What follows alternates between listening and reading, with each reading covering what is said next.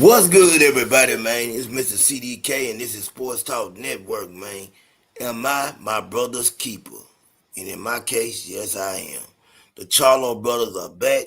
The Charlo brothers are back, and I'm excited about that, man. Listen, boxing needs the Charlo brothers. Whether you believe it or not, man, hey, they were good for boxing. Uh, go back to a time when I remember when the Charlos and Earl Spence, when they first hit the scene, man. I can remember, thinking, man, these guys got a lot of talent, man. These some bad boys, some bad twins. And boxing has been kind of boring without them. You know what I'm saying? Whether you like them or not, you got to respect them. You can say whatever you want to say about Jamel Charlo. Jamel Charlo has a impeccable resume, man. Jamel Charlo has fought a who's a who in boxing, man. He was the king of 154-pound division. You know, when people talk about Jamel Charlo, man, you know what I'm saying? Put some respect on that man's name. And Jamal, we know that Jamel suffered two losses in his career. One to Tony Harrison, a fight that I thought he won. You know what I'm saying? The first time he did go back and get redemption, and one to Canelo Alvarez, a fight that he came to, and I felt like it was just for a payday. And I hate saying that about Jamel Charlo. I hate to say that Jamel Charlo was only there for a payday, but you know, this is the way it seemed. It seemed like Jamel Charlo really, man, what's good, my brother Crush? Salute to my brother Crush in the building, man. You know what I'm saying? I feel like Jamel Charlo, you know what I'm saying, is definitely a Hall of Fame fighter. Jamel Charlo is someone, man, that I had a lot of respect for up until that Canelo Alvarez fight, where it seemed like to me he laid down like he was more interested in, surviving and not being knocked out and not worrying about people talking about it than actually fighting. And I just wish Jamel Charlo would have went out on his shield. You know what I'm saying? Sometimes, man, it's better to go out on your shield than to run. You understand what I'm saying? And I feel like he ran in that fight. I feel like he got caught with something. And Jamel Charlo, after that, man, he realized, hey, man, I can't beat him. I can't take these shots. So the best thing I can do, man, is save face and hey, man, make it look good for the cameras. And that's what he did. He made it look good for the cameras, man. He got on his bicycle all night. And after that, man, I thought Jamel Charlo would come right back, go back to 154 and do great things. I still thought, at the time that he could still be the best of the 154 pounds. But he decided to take a break, man. That Canelo Alvarez money is different. We know one thing about that, man. A lot of people get those Canelo Alvarez checks, man, and they don't want to box no more. We seen it before. Billy Joe Saunders and others, man. Billy Joe Saunders is just now making a return, man. I don't know what it is. I guess you get Canelo money, man. You say, hey, man, it's over with. It's just like when you got them Floyd Mayweather checks. Those Floyd checks hit a little different. The Javante Tank Davis checks, man, they hit a little different. People are looking for those big paydays. People are hoping that they get the opportunity to get in the ring with these guys, man, so they ain't got to, definitely ain't got to work no more. That's what I call it, man. No more work, you know what I'm saying? You off welfare, you in the limelight, the spotlight, and the money's right. That's just what it is, man. You know what I'm saying? But I'm glad that the Charlo brothers are back. And, I hope whatever it is, man, I hope they found peace. I hope the two brothers, man, have success again. And they're up in age now. Let's be honest about that, man.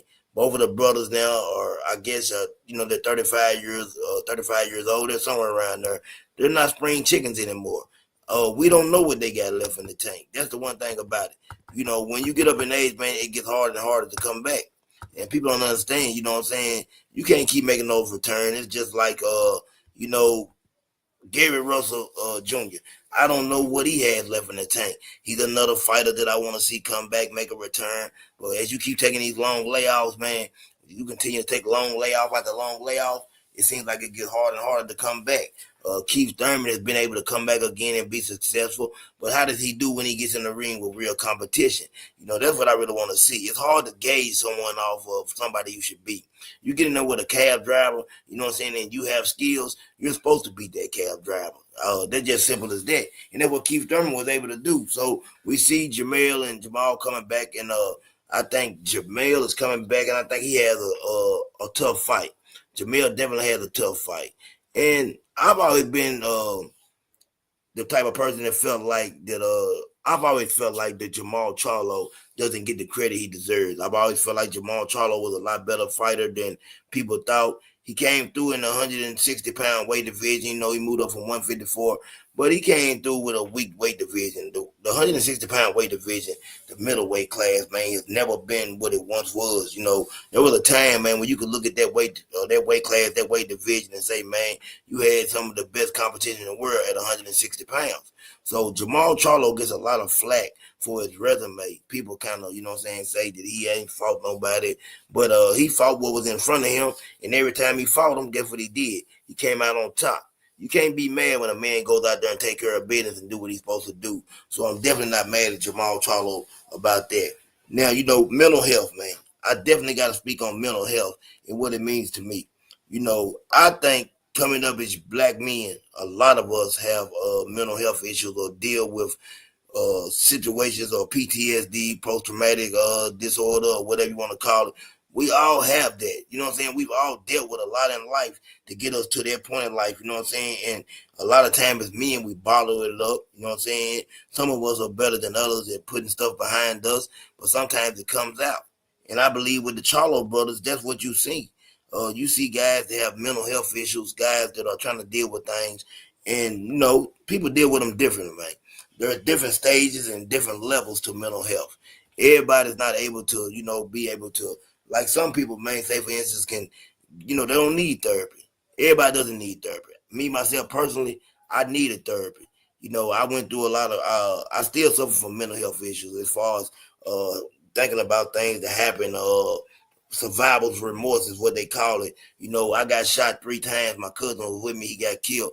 I deal with survival's remorse. I think about those type of things. You never know what somebody's dealing with. You know what I'm saying? So we can't never compare, ourselves to anyone else and say that they should be able to handle it like we handle it, because that's not true. Like I said, there's different levels, man, when it comes to, dealing with mental health issues. Everybody has a different level, a different gauge. And that's what I think with the Charlo brothers. When I see them, Jamal seemed like he was drinking heavy, seemed like he was doing a lot of the things he shouldn't be doing. And we see what happened. We just heard Earl Smith recently say that, alcohol is what kind of, I ain't gonna say killed his career, because Earl Smith had a career, but alcohol is what hurt Earl Smith's career. I think it kind of hurt him in the later years. It caught up with him. When you're young and you're out there drinking and having fun, it's okay, you know what I'm saying? You can do it. You can have fun but as you get older and you're drinking and stuff, it starts to take a toll on your body. That liver ain't the same. You know what I'm saying? The equilibrium ain't the same. Everything changes up. And that's what we seen go on with Earl Spence and you know what I'm saying? And I think when it caught up with him, it was at the worst time, because it caught up with him with the pound for pound #1 fighter in the world in Terrence Bud Crawford. That's a bad time for it to catch up to you, but it caught up with him. And Jamal Charlo, dealing with, I don't know, man. Just it seems like I don't know this man personally, and I don't want to say the wrong thing, but I just seen how his wife, she carried herself and some of the things she was doing, the antics and the way she acted, and that's a lot to deal with, man. You already got mental health issues. Then you're dealing with alcohol. Then you're dealing with a wife, man, that just seems like she ain't right. When all that right there is enough to make a man, you know what I'm saying, lose control and get off track. And I feel like Jamal Charlo got off track, and now he's trying to find himself. But I can guarantee you, one way or another, those guys had to find therapy. And the worst thing in the world for me was seeing those brothers, you know what I'm saying, or being them, just watching them, you know what I'm saying, separate. Watching the brothers not be on the same page, because when they first started out, when I first seen Jamel and Jamal, they was inseparable. You always seen the brothers together. They was always, you know what I'm saying, right there side by side, cheering each other on, being each other's biggest fans. And it seemed like, man, once things went, and it seemed like the wife, I ain't gonna lie, I ain't gonna say both of them, because we seen Jamel's wife, now we seen Jamel's wife put hands and feet on Jamal's wife, man. That tells you, man, the dynamics of the family and what they were going through. Anytime the sister-in-laws were fighting each other, you know what I'm saying? That's how bad it got.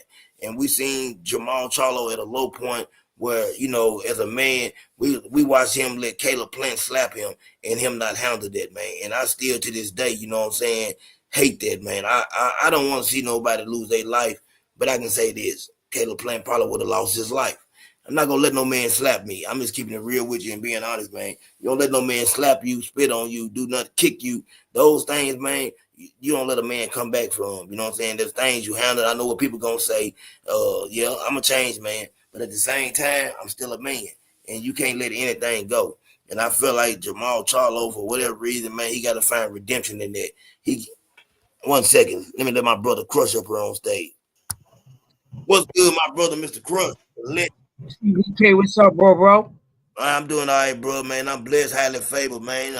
I'm off work, you know what I'm saying? I'm just enjoying life, man. I can't complain. How everything with you? I can't complain. Same thing, man. I'm just chilling, man. You Yes, cooking, sir. get the How you people feel over about here. how you feel about the brothers making their return, and what do you think? What do you think they got left in the tank? It's good that they returning. I like the Charlos. I have nothing personal against the Charlos or any other boxer. Yes, sir.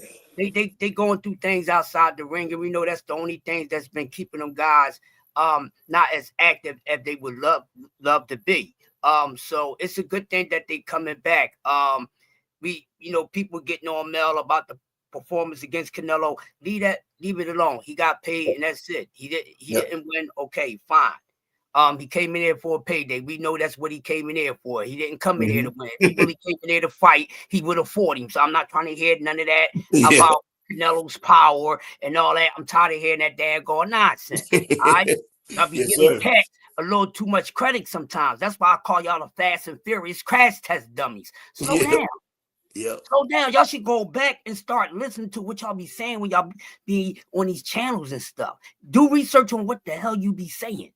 Yes, Just sir. as well as you do your research on your boxing. But I like the fact that they're coming back, and hopefully they stay consistent and successful. Now with Maul, who record is not blemished at all. He's just inactive. So that's the big problem that we are worrying about, and that's the biggest mountain he has to climb.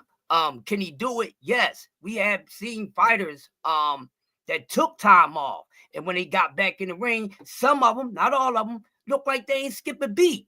Yep. It could be one of those situations, even though we're in a time where there's too much inactivity and we see that there's a lot of rust going on, a lot of 10 men in the sport of boxing right now. They need to get with Dorothy or somebody click their heels 3 times and stay oiled the hell up. You won't Yeah. have to refill, you know what I mean?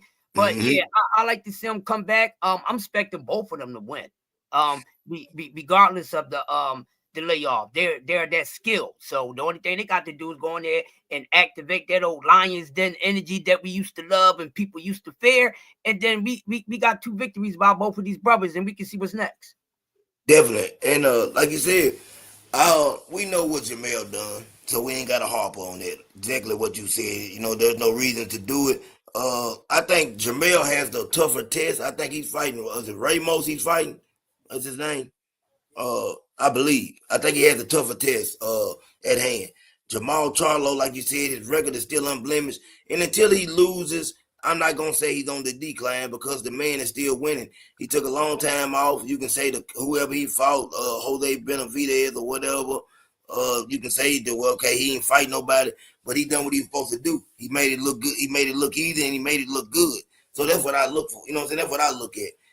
He went out there. He didn't struggle against Benavidez. He went out there, put on a good show, and I was just happy to see him back in the ring, man. A lot of times people don't know that's a victory in itself. You know what I'm saying? Cross just getting back in the ring, and I really do see these guys having mental health issues, man. And people don't know. Like I said, I deal with mental health issues as far as me having PTSD and stuff like that, and survivor's remorse. There's a lot that I deal with. You know what I'm saying? And it's tough to deal with. You know what I'm saying? I don't know if you deal with, I'm gonna say this right here. I feel like, do you feel like all black men in general deal with mental health issues? Yes, we all do in some sort of way. And I think all men do, but since you're talking about the melanated man, yes, because uh PSD, I think Yeah, that created for us, just like yeah, everything else was created to get rid of the original people. yeah, Because the original people that colonized the first original people on the whole planet, not in no one part of the world. Get out of that theory. What are y'all talking about? It don't make sense. If that's the case, one tree would have been just in one place and it still be connected. Okay, so I don't want to hear that. They're trying to give a place, and they trying to create a narrative to say this is where it all started from. You're not going to tell me where the hell I came from or where it started from because it was a whole planet. So you mean all the animals and all the flowers just in one one place. I bet you if these archaeologists really start digging over in some parts in America, you're gonna see some things that's just as old as some things that they keep saying over there. But anyways, that's the problem. And those people, they hate that. They always hated it. That's why it's always been a plan to destroy the original civilization. Because I don't like calling myself black because I'm not black. Yeah. That's what they call us. I'm not going by what they describe us as. You right. You right. I have brown skin. There's no such thing as a black DNA. Like, stop the nonsense. Stop letting somebody tell you who you was. I bet you if you was able to travel back in time and talk to your ancestors, they never went by anything of that. You're right. I agree with you 100%. They use other names to describe you. More. That was a way of describing a dark person. And, you know, they supposed to come from North Africa, so they still African anyway, but I ain't going to get into all that. Yeah, definitely. And that, hey, Crush, you know, that's where the Moor Science Temple come from. A lot of people don't know about that. I know you know about the Moor Science Temple, but a lot of people don't know too much about that. You know what I'm saying? Like you said, that's a whole other topic. But it definitely, I know exactly what you're talking about. You know what I'm saying? Us older brothers definitely know about the Moor Science Temple. You know what I'm saying? Mm-hmm. Man, but let me ask you this, Crush. Now, do you feel like Jamal should stay at 160, or him being up in age now, 35, I believe, do you feel like it's time for him to make a move and whatever fights he got left, go to 168 and try to get some big fights, or wait for a second? I would love to see him go to 168. Because he go to 168, it's nice there. You know what I'm saying? He can go up there, work his way up, and get a fight with my man David with the Mexican monster killer. Yes, I think so, but it depends on how comfortable he feels. If he feels as though he can do 160 and be comfortable with it, do it for like 2 fights. Because that's what you're getting at, and then go to 168. You know what I'm saying? I think that should be the plan for him from the get-go. Just, you know, get yourself back in, get a couple fights at 60. Ain't really nothing there. You really continue your thing, go up 68. And then we talking a whole lot of other good stuff, because 68 is a little deeper than 160, in my honest opinion.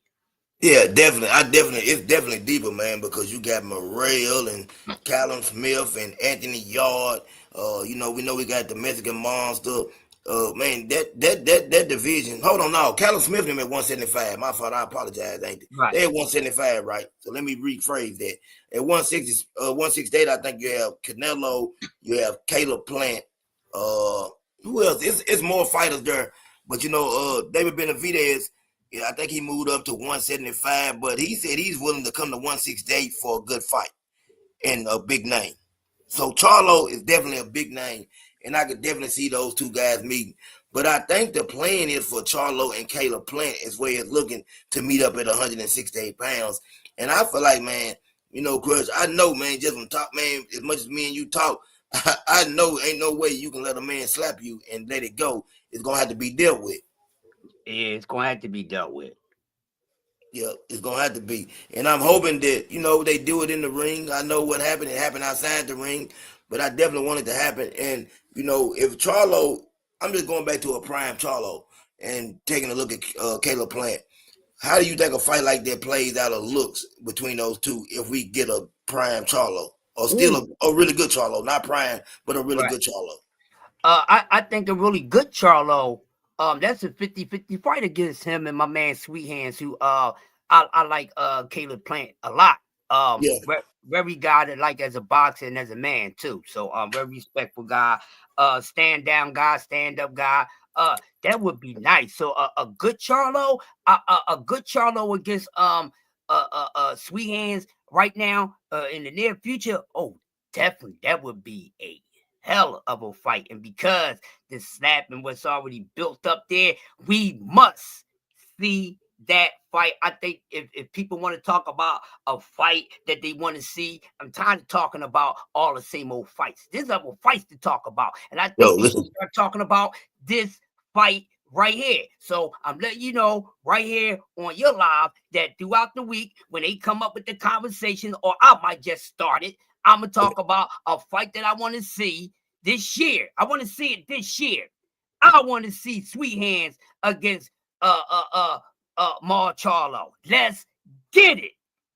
We Yes, talk sir. Yes, sir. Yes, we sir. talk Let's about what get it. everybody else need to be doing and all that. Well, we should be talking about that. Pump that. Oh, Deb need to get back at Ryan and Tank need to make it clear that he's better than Roach and whatever case may be. But we gonna forget what Sweet Hands did the Maul. Oh no, we're not. So we need to be instigating this fight right here. Y'all keep standing on the same nonsense, and I'm getting tired of it. This is what we should be instigating, y'all. What are y'all doing?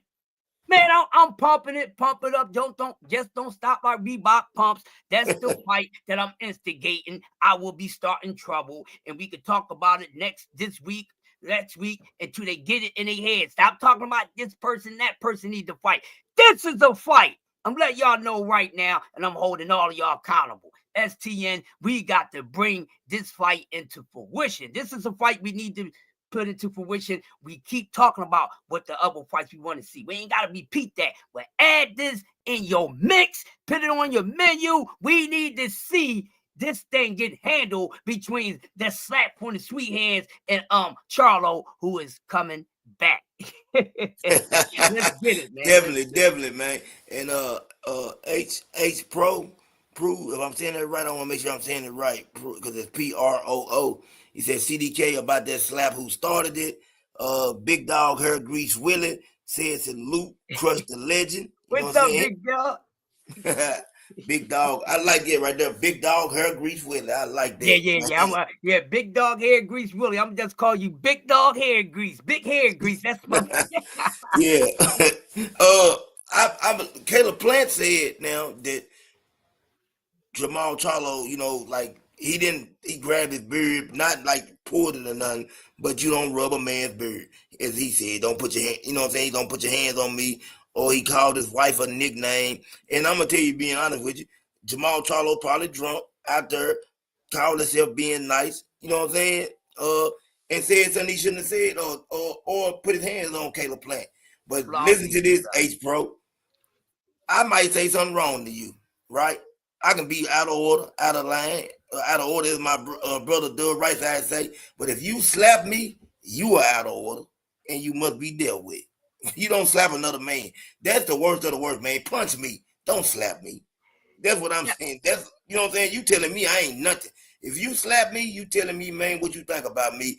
You feel like, man, that I'm a nobody. So, you know what I'm saying? It's got to be dealt with in the ring, though. I do want to see it. And like Crush said, man, that's the fight we need to be pushing for. You know what I'm saying? Jamal Charlo and Caleb Plant, man, I think it's a 50-50 fight. If Jamal Charlo is Jamal Charlo, I want to see it, man. I want to see how it plays out. Go ahead, cook for a second. Got a phone call. Shout out to Flossy Sports. Flossy Sports in the building. What's good? What's good? Yeah, I definitely y'all want to see, you know what I'm saying, Jamal Charlo and Caleb Plant. I want to see Jamal Charlo make his return to the ring. I'm a fan of both of the Charlo brothers. I think both of those guys, man, and there's no doubt about it right now. Jamal Charlo is a Hall of Famer. He's a Hall of Famer. Jamel Charlo making his return. He says that he wants Terrence Bud Crawford. You know what I'm saying? If he gets that opportunity, he wants that fight. That's a fight I want to see. You know what I'm saying? I think it's a good fight. If we get the same Jamel Charlo, I don't know what he's gonna look like when he comes back. But if we get the same Jamel Charlo, I think that that's an excellent fight, man. Jamel Charlo at 154 pounds is a monster, man, and he ruled that division. So I can't do nothing but say, man, let's make him happy. Let's start seeing these fights and see how they play out. There are a lot of good fights out there that need to be made. You know, we're hearing about Abdullah Mason and Andy Cruz. I don't know how too much y'all feel about that fight. I believe that I would have to favor Abdullah Mason in that fight. I think that Andy Cruz isn't the same fighter he was as as an amateur. I think he has trouble with the boxing, with the professional boxing style, which happens to a lot of those fights from Cuba. They have a problem when it comes to, transitioning into the pro sport. Salute, BBO. Come on stage, bro. I need to talk to you anyway. You know what I'm saying? They have a real problem transitioning, you know what I'm saying, into the from the amateurs to pro.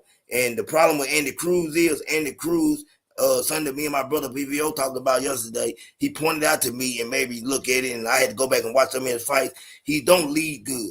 Andy Cruz is better a better counterpuncher than he is at leading. He doesn't like to lead. So that's gonna hurt him, I think, as a professional. But him and Abdullah Mason, you know what I'm saying, that would be exciting fight. I favor Abdullah Mason, you know what I'm saying? What do y'all think about that?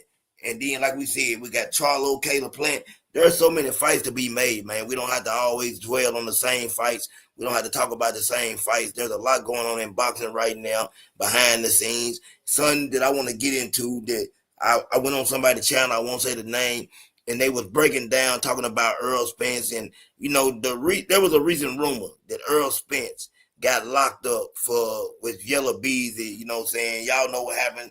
God rest his soul, Mo 3. And you know, we see that Yellow Beezy has been charged with hiring someone to commit murder, but they had put the Earl Spence in there. Now, I don't know the situation with that. We've heard the stories and this and that, but the person was saying that there ain't no way Earl Spence had anything to do with that. I believe that. I'm not getting into none of that right there. I'm saying we seen Earl Spence wreck his car. You know what I'm saying? It seemed like somebody was chasing Earl Spence that night. Who? We don't know. But there's a lot behind the scenes that's going on with that.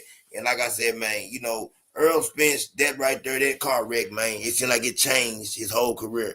You know, Earl Spence said drinking changed his career, but I also add that car wreck into that. I think they had a lot to do with it. Crush, you still there?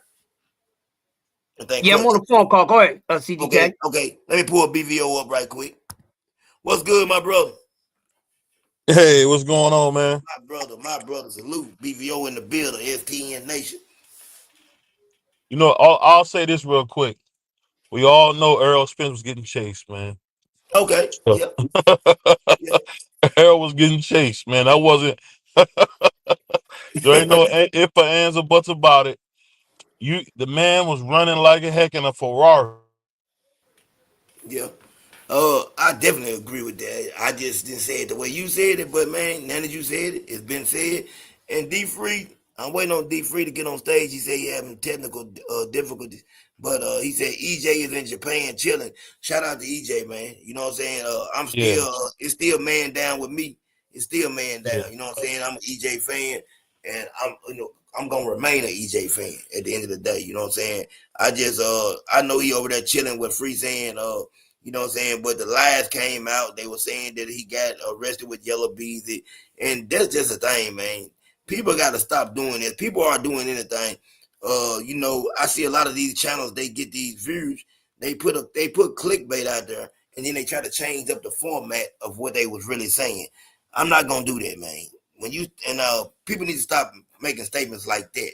That ain't nothing to play with. You see what happened if y'all go back and look. Y'all will see what happened with if you pay attention to this hip hop scene with Loose Cannon and Brick Baby and Big U. How all this internet talking has caused these guys to now be looking at federal RICO, because I feel like everything on the internet is gonna be used against them in the court of law. What you think about that, BBO? You know, I was talking to my dad. You know, shout out to Big BBO, and my father said something really insightful. You know, usually he don't do that. Usually the old man don't got nothing good to say on stuff, but he said Can't hear you, BBO. hear me. What do you say? Go back. I can hear you now. I said he was watching the Memphis Grizzlies game, and he was watching John Morant, and John Morant was throwing up weapon signals, and he Oh yeah, throwing he throwing up 60s gang members, and all types of stuff. And I just sit there and I'm thinking like, and my dad being my dad said, why is he throwing up all these ricket signs, right?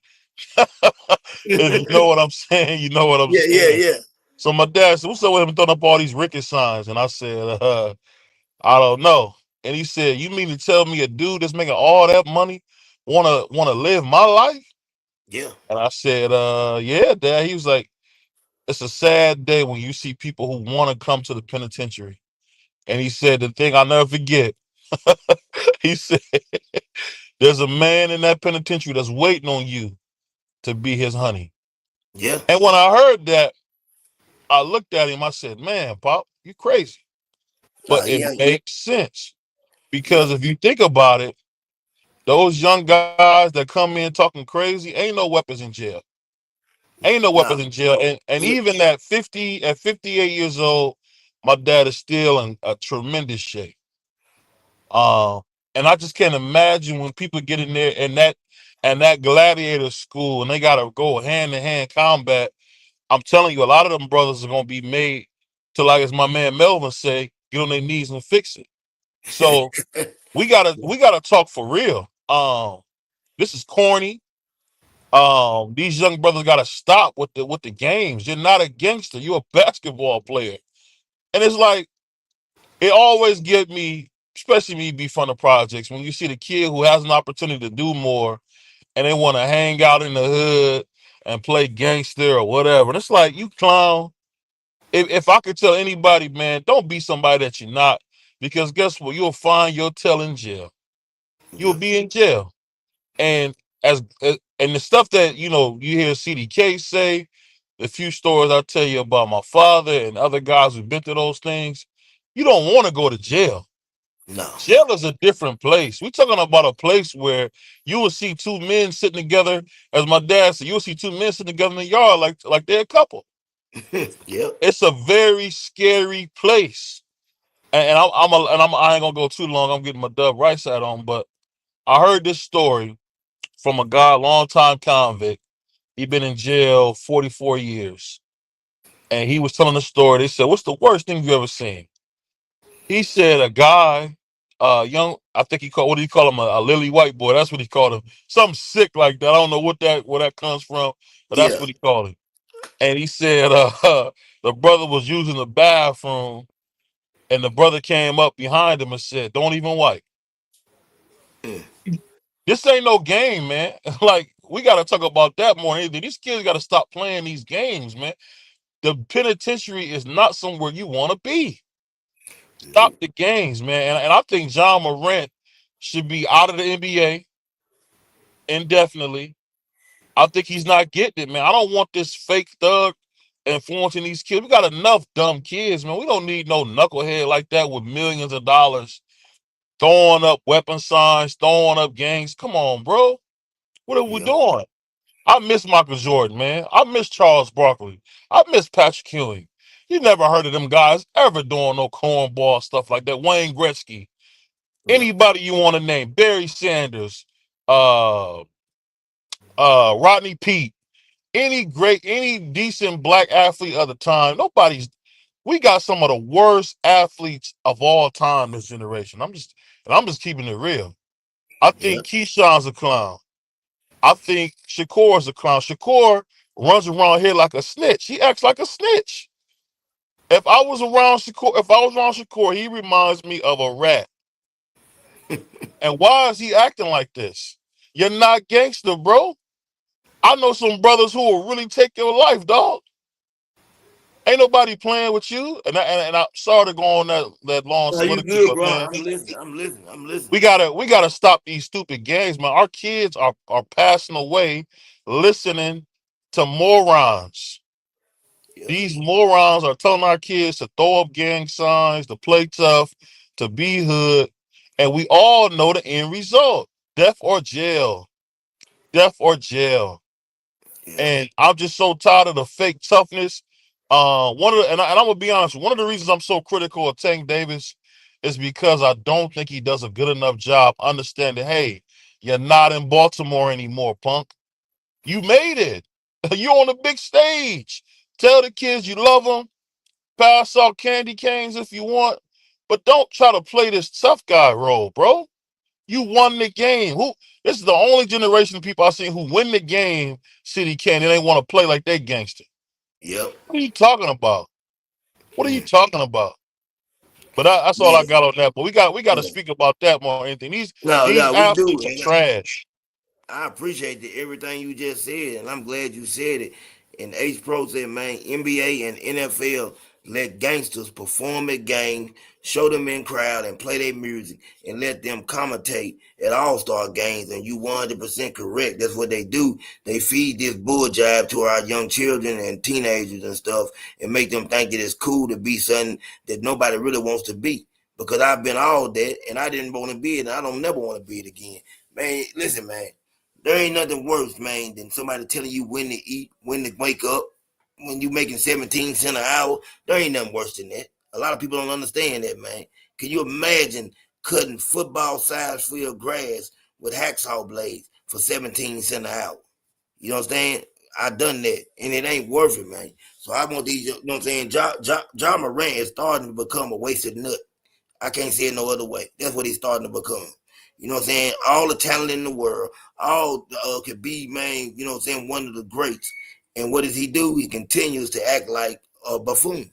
I can't say it no other way. You know what I'm saying? Ain't nothing worse than buffoonery. And that's what we're seeing for him. I hope that young man gets it together. I hope he changes what he's doing. And man, he's not gonna learn this lesson until they really kick him out the NBA and he's gone and he can't come back. You know what I'm saying? I ain't just saying no. We can't single out y'all. I'm talking about all. Remember that's we said. We talking about all the ones that's doing what they doing. There's a whole lot of them. You know what I'm saying? That's doing a whole lot of nonsense. And we know he just on the big stage, and so that's why we're mentioning y'all because we're able to see what he's doing, and he's one of the recent ones that they're talking about. But it continues to go on with a lot of these young individuals, and I hate these for these young kids, man. The pants sagging, you want everybody to see your rear end. It's just so much that goes on, man, that we could get off into a whole nother subject and a whole nother topic of things that need to stop. You know what I'm saying? But we know how it goes. We all Speaking we of can do is that, talk speaking of that, I won't even bring up the sagging because the kids don't do something. That's from the last generation. That's my about it. generation. Yeah, What I'm talking about now, you got these sissified men who wear purses, yeah, whatever you want to call it, these very female tendencies. I'm trying to tell you, man, they got a place for you in jail. Y'all dudes that wear purses or paint your nails are not straight. I'm not gonna sit here and co-sign it. I'm not co-signing no man talking about he got a purse, he get his nails done, he get his lips done. I'm not trying to hear that. You a punk, and we don't honor punks. And I'm gonna be honest, man. We got to start a real man movement out here because we don't got enough real men to say, "Hey, I'm not co-signing no punk." Hey, we ain't doing that, bro. We not yeah. doing that. Bro, what have you ever seen in our generation? We co-sign the punks. Man. Hey, Ace Pro said just seen another player, a different color, do the same thing after hitting a 3 pointer. The other color got no media coverage. Wonder why they seen go out job. Well, I'm gonna tell you why. Uh, we know he didn't probably get no coverage because he's not the talent that Ja is, and because of other reasons. But let me say this right here, Ace Pro, so you'll look at it from this light. I can't worry about what other people are teaching my people. What am I teaching my people? You understand what I'm saying, Ace Pro? What am I teaching my people? You can't keep worrying about what other people are doing. What are we doing to make our community better? What are we doing to help raise our young black men? I got to take it upon myself to be a part of the solution and stop being a part of the problem because I was a part of the problem for so long. See, I'm not gonna make excuses no more. I ain't gonna worry about saying that. Oh, yeah, he over there doing it, but he don't look like me. He can know. Let me try to be somebody that says, man, listen, my young brothers, we can't get away with what these people are getting away with. They put us in a different light. They look at us different. That's what we got to start doing. We got to start being the ones to hold each other accountable, holding ourselves accountable. And maybe if we do that, things will be a little different. And I think things will work out a whole lot better for us, you know what I'm saying, as people. Because we are not holding each other accountable anymore, man. Everything is cool. And just like BBO said with the purses, man. I And you see seen what he guys. did? And you see what my brother did in the chat? I'm sorry to interrupt, but I No, gotta say this, CDK. go ahead. That's the problem with blacks or African Americans or brown people, whatever you want to call us. You always got people condoning bad behavior. Yeah. I don't give a darn about no Ja Morant. I'm talking about the fact that you got a millionaire superstar talent that looks like us acting like a monkey, throwing up gang signs. If you want to throw up gang signs, take your behind back to the hood and give one of the good kids an opportunity, man. Yeah. Stop with this. Stop with this. Oh, he's young. Oh, he's black and young. You singling him out. Shut up. Ain't nobody singling him out. We talking about what the problem is, and that's the problem with the black community. We can never talk about the doggone problem because we got these idiots condoning it. Oh, he young. Oh, she young. Guess what? A young fool becomes an old fool. Mm. I don't care how you play it. I don't care how you want to talk about it. I'm gonna tell you this. I've watched so many good guys spend decades of their life in prison. In prison. And you know what I can tell you? When they come home, they ain't got nothing. They ain't have nothing when they left. And people move on and say they have some property, CDK. Yeah. The property they put in somebody else's name, they're not getting that back. I've seen it. So stop with this. Stop with this whole we trying to single out Ja. I don't give a darn about Ja. Ja can go to hell. I'm talking about these young black kids who keep seeing these guys throwing up gang signs, acting like they got weapons on them. It's a doggone basketball game. You're not a thug. Excuse my passion, but I gotta be honest, man. People like that are the reason my people are dying at alarming rates. Mm. Blacks are dying, man. Blacks Yeah. are not finishing school. 51% of all black boys will not graduate high school. 51%. That's more than half. They got in the schools worldwide. They got kids under 12 reading under their grade level. 31% of black boys are reading under their grade level. Mm. 31%. That's huge, man. That's That's huge. huge. I That's didn't been definitely I didn't huge. been I didn't been to the youth authority. There's nothing sadder than when a grown man can't read a letter somebody wrote him. CDK done been in there and read letters to cats who You couldn't know it. read. You can So believe that's the the fact truth. that y'all want to come with this BS talking about, oh, you stealing up, man, you part of the problem. And I'm not gonna let no devils come in here tell me, oh yeah, forgive Ja. No, F Ja. F his dad. Because his dad ain't got no sense either, bro. You gotta stop letting people that hurt blacks be okay with the oh, he's cool. No, he's not. No, he's not. They're hurting blacks, man. What black man need to be acting like he got a weapon in his hand? For what? Who you about to rob? Who you about to? Are you in the army? Come on, bro. Are you in the army? If you ain't in the army, what you got a weapon for, bro? I'm gonna be honest. CDK will tell you this. In our neighborhoods, you don't need no weapon, bro. If you got a weapon in our neighborhood, you just want one. You don't need one, bro. So I don't know. Excuse my passion on this, but I'm telling you, that's why our blacks are perishing because we got no accountability. Nobody wants to talk real. No one wants to say what the real problems are in our community. And it's dumb old niggas teaching dumb young niggas stupid stuff. That's the problem. Because if you say anything with sense, you a hater. You don't represent the culture. Man, F that culture. That's not our culture, bro. Our culture was owning stores, owning restaurants, being a part of the NAACP, being part of the Young Women's Christian Council, being part of the Young Men's Christian Council, YPWW.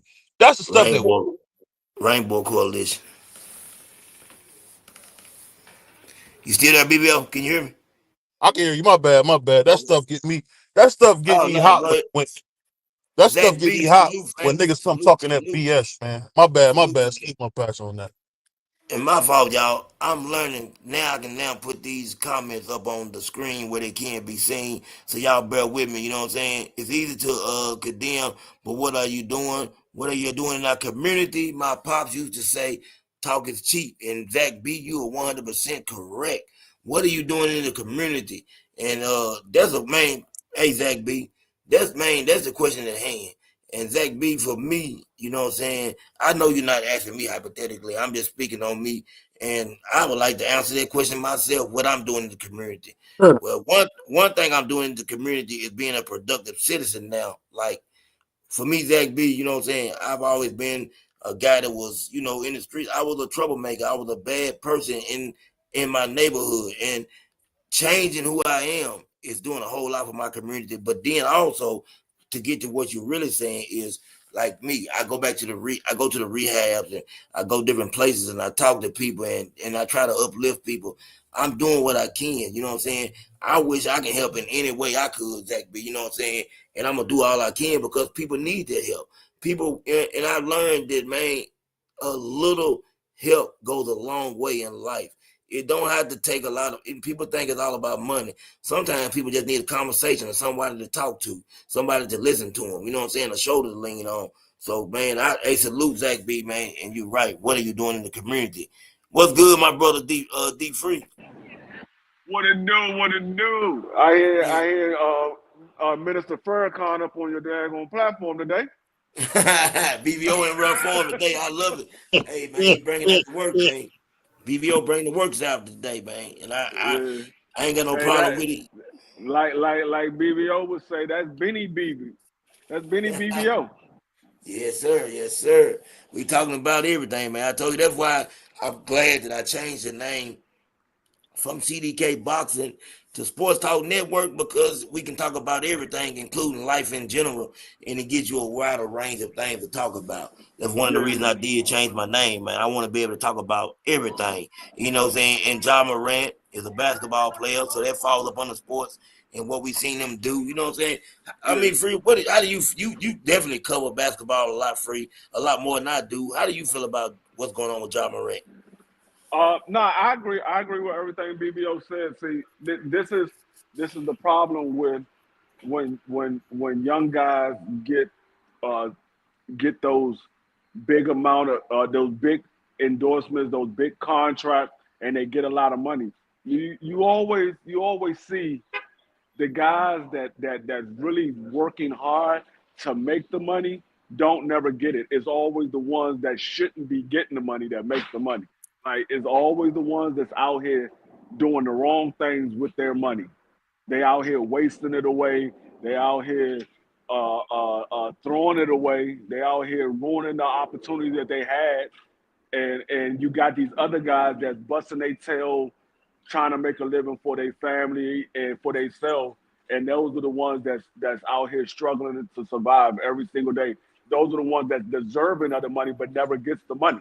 I've always wondered why is always the guys that deserve the money, that work hard every single day, are the ones that don't get the money, or they don't find that break that they need to be able to make it to the next level. It's always the ones that don't deserve it. They really don't deserve it. They was blessed with some skills and people gave them an opportunity, but they really haven't worked hard for it. I mean, if you think about it, they really haven't worked hard for it. They just Yeah, play the game that they love to play, that we all played when we was kids. We all played basketball.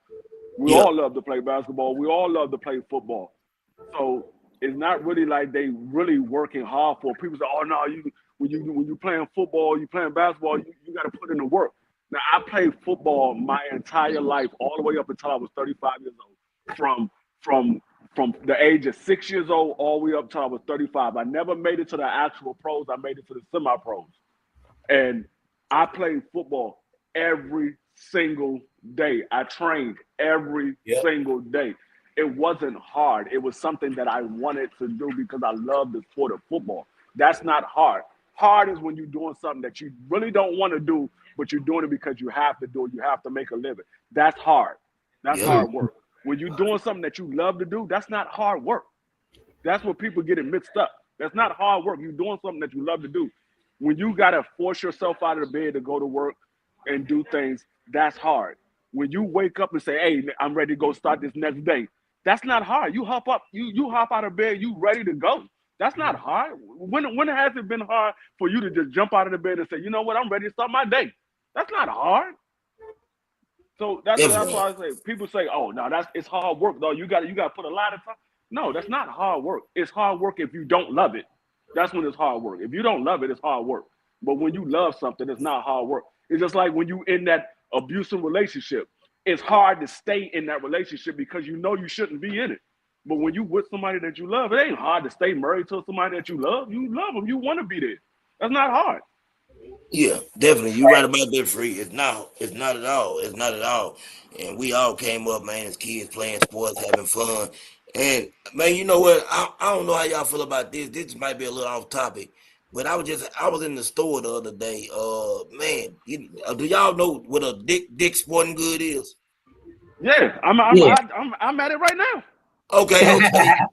Hey, Free, man, if you in the area see the baseball bats and gloves and stuff, take a look at the prices for what it costs for these young kids nowadays to be Oh, able I to know. play. And I it's, know. you I see, my yeah, my grand. I just left I had my grandson had a football game today. He's 4 years old. He played his first football game today. I had to go to Dick's to pick up the chairs because we had went and got his cleats and his mouthpiece and everything. And I was like, damn, they ain't got no benches out here. So I came back to Dick's to get some chairs. I already know that a man, daggone a mouthpiece for a 4 year old was $37. yep, I remember when I used to get mouthpieces for myself. They was like $8 for a mouthpiece. yeah, Yeah. yep, I'm man, like it's $8 So crazy. for you my know mouth. the hard thing about it, man, and I'll tell you this because I was blessed to play sports. I was blessed at a very young age to play. So I'll be honest with you, I never played for nothing. I never bought a pair of cleats. I never bought a shoulder pad. I never bought a t-shirt. The moment they realized I could play football, I never forget I was at Margaret Park School, third grade, and the coach told me when I was in third grade, "Hey man, I think you could probably play in the NFL." And he said it so calm. And you tell a little kid like me that, you like, what? NFL? Because I didn't even know about the NFL back then. When I was young, I knew about they used to have what they called the spring league. So I was a little kid. I watched the spring league. And to think that somebody knew that young and was able to help me get into it, that was just amazing. But speaking of what Free is saying, not only do we see our brightest and youngest players There you BBL. watch them play sports, right? And that's all we ever see him do. That's all we ever see him do. Um, we talk about LeBron James, who I think has been a great person for this community at least. But at Yeah. the end of the day, man, guess what, man? We need LeBron to speak against a guy like Ja. Because at the end of the day, some kids gotta understand you can't do what you want to do. I can hear my father now. They got a place for you if you want to do what you want to do. They got a place for you. So the, Yeah. the the biggest misnomer there ever was that when you get grown, you can do what you want. And that's the problem with a lot of our children today. They think they can do what they want, Uh-oh. say what they want. And I'm telling you, people like John Morant, and I'm not, and guess what? Hey, I'm singling them out. So what? What you gonna do about it? People like John Morant who constantly get opportunity after opportunity. Guess what, man? They're gonna get what they deserve. I mean, hey, does John Morant want somebody to stretch him out with a weapon, or what is he trying to tell us? Because I know for a fact he's making enough money where he don't have any violence. So to see that he keeps trying to show violence, it's like I would give Adam Stern some credit if he would grow a spine and say, you know what, Ja, I want you out of our league indefinitely till you learn your lesson. Because I'm telling you, this will not stop. If you put it up with one, you're gonna have to put up with this with another one. It's just that simple, man. Everybody's not gonna be LeBron James, but this ain't a new story that we seen with Ja. We seen it with Harold Miner. We seen it with what's the guy's name? We seen it with Ron Artest when he wanted to be in the hood. This stuff is bad for our culture. This stuff is bad for the kids, man. Excuse my passion on it. I keep going back to it, but these young kids think dying is okay. They think it's a movie, man. It's not. How many young kids told me they gonna spin the block? Spin the block? What you gonna do, man? Or you hear Tank say stuff like, you don't like being called B, I'm gonna call you B. Why I bring it up? And it's not about Tank, it's about the crown that he wears. Anybody with any notoriety, man, they got out like they got some sense, bro. Say what you want about Michael Jordan. He messed with chicks, smoked cigars, but I ain't never seen Mike with no weapons. Never seen it with no weapons, bro. The fact that that's not a big thing that we talking about, we talking about Anthony Edwards not even supposedly caring about his child allegedly. We are getting to a place. These kids we got now are the ones that our grandparents told us about, who don't care about God, who don't care about being decent, who only worship things and money, things and money. Ask a kid right now what Balenciaga is. They'll know. Ask the kid right now what Da Vinci is. They'll know. But ask them what's a textbook look like? Who is Benjamin Maddox? Who is Benjamin Banneker? They can't tell you. They can't tell you. People don't even know that Benjamin Banneker is the Big Ben clock is named after a black man named Benjamin Banneker who designed DC. So you come from greatness. I'm telling you, man, these people are plants and they're here to destroy our culture, and I don't like it. I really hope, and I put like this: I'm gonna get with somebody. I want to get a protest or get a petition going against John Morant. That dude is the devil. Showing these weapons, screw him. Draymond Green showing these dudes got to stop with the gang signs. DeMar DeRozan, stop with the gang signs, bro. My little nieces and nephews and my daughters don't want to see that crap, man. I'm sorry, man. This stuff is just ridiculous, man, with this fake thugging stuff. My dad spent his whole childhood in jail, CDK. You know, my Yep. dad told me he remember going to jail and he remembered drinking chili willies. That's all he remembered from being a kid. Because the most of the time he spent this behind was in a Brooklyn youth authority. Guess what BBO spent a lot of time? In the youth authority. Yeah. Ain't no winning with Man, that, bro. My yeah. bad. Go ahead. My bad. My bad. No, I'll go go all ahead, day go about ahead. that. No, man, yo, I go ahead, go crush you back crush. Yeah, I'm listening to BBO go off like Biz Markie. He cooking on all burners. So Yeah. is. I told you we got Minister Farrakhan this morning. Yeah, You Man. yeah, said yeah. that. He in You the said building.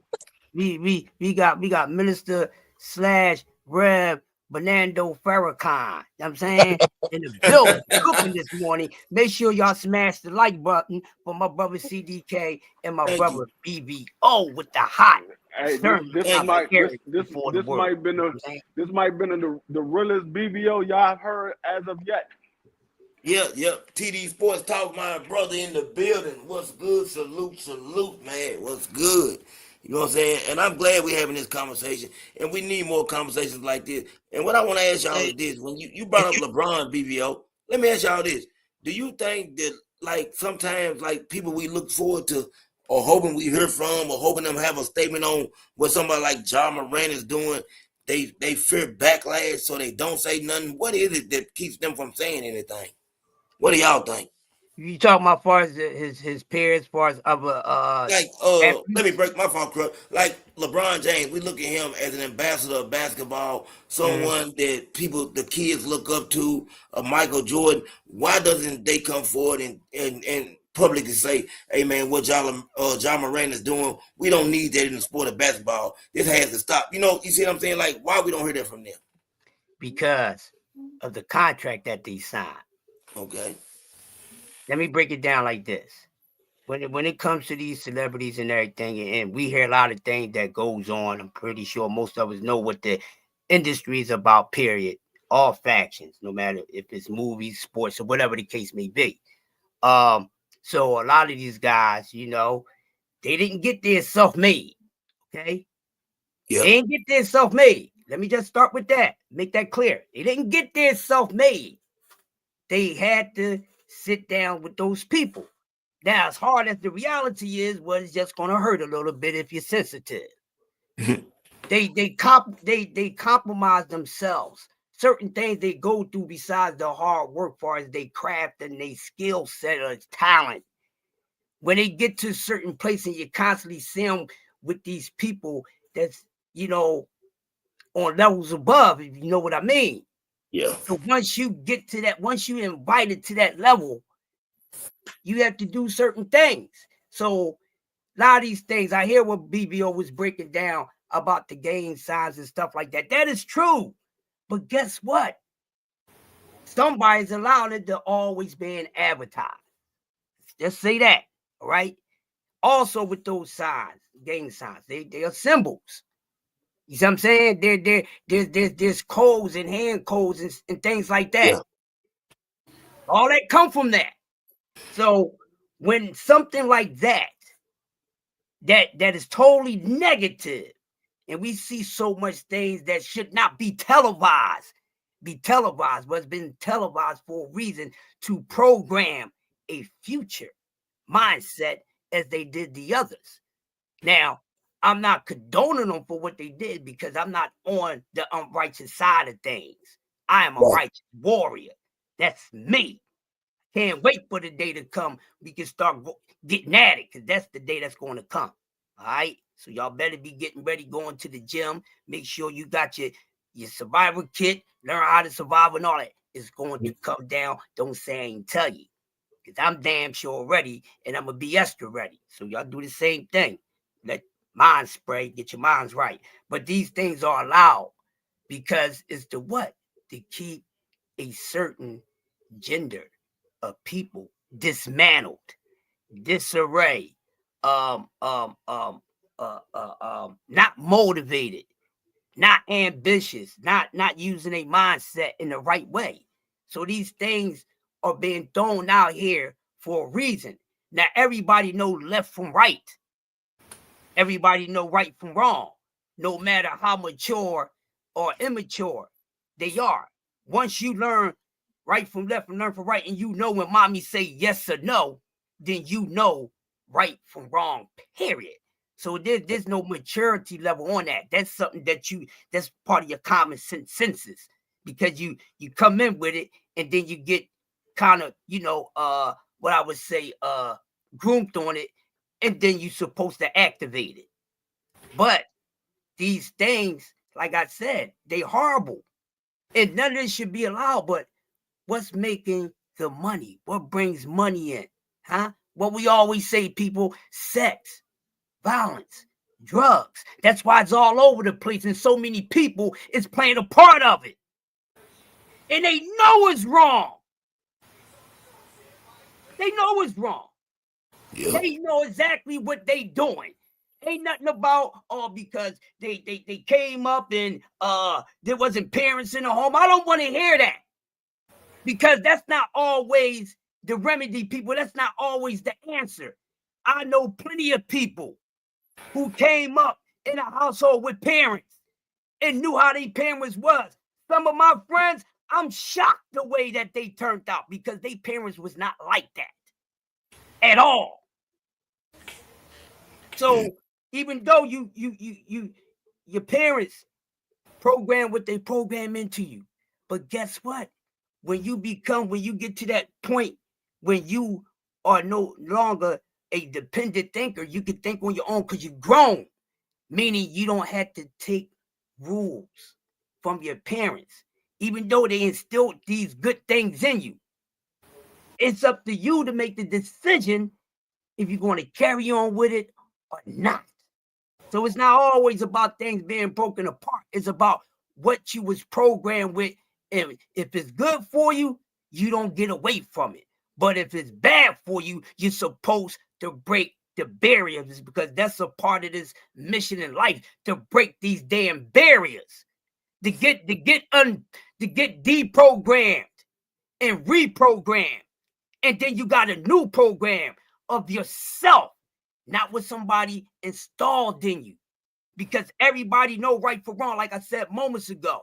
So no matter what you was taught, so many people abandoned the manners that they was taught, that their parents or grandparents or whoever raised them instilled in them. But soon when they got away to take on their own, what they do something totally different, because they didn't want to do that shit in the first place, but they had to do it in order to get food in their stomach, clothes on their back, and keeping a roof on their head, because see, they wasn't going to be too grown to do that yet, some of them. So that's why they didn't go out and be grown and fend for themselves like so many people did at a young age. And it wasn't always because it was going on at home. It was their goddamn decision, because like I said, once you know right from left, if you left-handed or right-handed, you know how to march and goddamn walk, you know right from wrong. There's no excuse for no one. And they know these things are going on, but they play a part of it. You know why? Because they just want to have it. See, everybody's so worried about having heaven on earth and all this and all that. But yeah, heaven on earth, when you got to do so much hell like ish and act. It doesn't make sense. It's one of the biggest oxymorons ever programmed on mankind's brain. Y'all heard it, didn't you? Y'all heard everybody in rare form this morning. It was a That's good what morning. it is. You can't make it nothing else, because we already living in a fantasy world anyway. Every day you turn around, they pushing a delusion, they pushing a lie, they program your answer with a lie. That's why you calling yourself that you don't even know that you have any proof of you being. Free BBO. Who want to go behind that? Y'all there? Free BBO. Free BBO. I don't know if they still in the building or not. Smash Crush. the like button. Yeah, hit the like button, man. Y'all please hit the like button. If you came in the house, man, you know what I'm saying? If you came in the house, wipe off your feet, sit on the couch, and pass the drink and hit the like button, please. If you're Sports in the Talk house. Network, we talk life because life Nah. is a sport. Get in shape. Forget the like button. Y'all need to be hitting the man cash app for all these gems they've been dropping today. They dropping gems like it. Yeah, it's been plenty of gems dropped. And I appreciate that, man, this morning, man, because everybody dropping them, man. Hey, this is the type of conversation I love having right here. You know what I'm saying? Free. You know what I'm saying? You know what I'm saying? How do you feel about that? You heard everything Crush had to say, and do you remember my statement? My question I asked. No, I was listening to Crush. I didn't forgot all about the question. I was asking, like, Chris, we was talking about, you know what I'm saying, why is it that people like LeBron and others Oh yeah. don't come forward and say anything when you got these youngsters like John Morant, doing these type of things? Oh yeah. Yeah. So, like Crush said at the beginning of his statement, these guys didn't get there by accident. They didn't get there on their own merit. A lot of these young athletes are in these former athletes summer camp. They in their basketball programs. So some of these guys are handpicked by a lot of these former players. They put the word into these current coaches and vouch for some of these young guys, and they vouch for them going to certain schools and things like that. So they already pretty much are picked out by the league before they even make it into college. A lot of these guys are going to college because there's no more going straight to the league, and some of them want them to go to college just to further their game, grow their game just a little bit more. So a lot of these guys that we see going into the pros are already handpicked, because you got to remember the NBA is not like the NFL. There's only a select few guys that can make it into the NBA. There's only 11 or 12 people on the bench. I think it's only 11 suited up. It might be 15 total on the bench, all with the starters and the bench players. It might be 15 total, but only 11 of them suit up. So it's not a big selection of players that can make it into the NBA. Like the NFL, they can start off with 90 players and then they pick out the best ones. So it's a little bit different in the NFL. You have a bigger selection of people, but in the NBA is a smaller selection. So a lot of those guys are already handpicked. And then you got to understand, a lot of these guys, once they get to a certain level, like a John Morant or um, Kyrie Irving or James Harden and all of these other big name basketball players, once they get to a certain level, it ain't really much you could say to them because they already making the money. The team already invested in the player. So it ain't really too much you can say to them that's going to change their mind. They're like, man, I'm here. It's either you accept me or you don't. I already done made the money, because with the NBA contract, all of that money is fully guaranteed. So if these guys get a $200 million contract and you decide you don't want to deal with the player no more, he's going to get that 200 million. I remember when the Wizards got rid of Gilbert Arenas. Gilbert Arenas had just signed $170 million contract, and the Wizards ended up getting rid of him.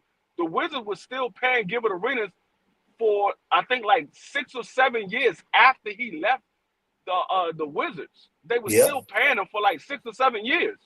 So their money is fully guaranteed. It's not really too much that you can say to them, and you got to catch them at a younger age. If you don't catch them at a young age, by the time these men get into the league and they become grown adults and they on their second or third contract, it ain't nothing you can say to them, because by the time they hit that third contract, they making They making hundred millions of dollars. It ain't really too much you can say to them at that point.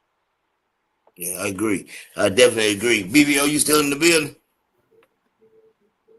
I think BBO taking a nap or he in the trap.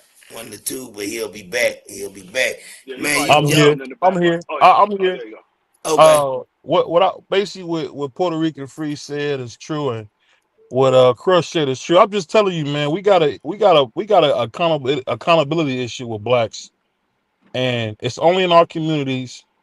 And this is from somebody who's experienced the Spanish community, the white community, whatever you want to call it. And only do I see us suffer. You don't hear about these Spanish guys going through the paternity suits we going through, or seeing us go to these clubs and waste our wealth on bottles, or go or you. There's a song out called "Give Me a Hug." Shout out to Drake, best rapper out right now.